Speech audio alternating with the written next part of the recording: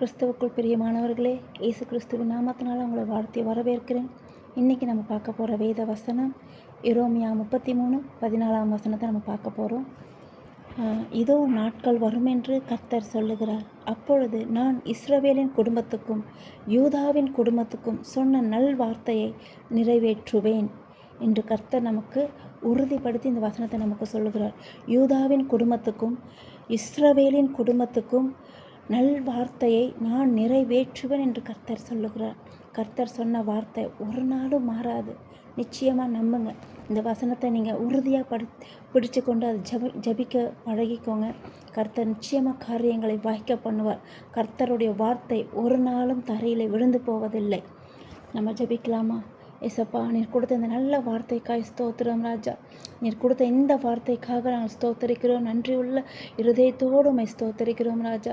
நீர் சொன்ன இந்த வார்த்தை எங்கள் வாழ்க்கையில் நிறைவேறட்டும். நீர் கொடுத்திருக்க அநேக வாக்குத்தத்தங்கள் உண்டு ஆண்டவரே. எங்கள் வாழ்க்கையில் ஆமேன் என்றும் நிறைவேற்றுவீராக. யூதாவுக்கும் இஸ்ரவேலருக்கும் சொன்ன நல்ல வார்த்தையை எங்கள் வாழ்க்கையில் நீர் நிறைவேற்ற பண்ணுவீராக. உம்முடைய வார்த்தை ஒரு நாளும் பொய்யாகாத ஆண்டவரே. அதை எங்கள் முழு மனதோடு அதை நாங்கள் விசுவாசிக்கிறோம். இயேசுவின் மூலம் ஜெபிக்கிறோம் நல்ல பிதாவே. ஆமென், ஆமென்.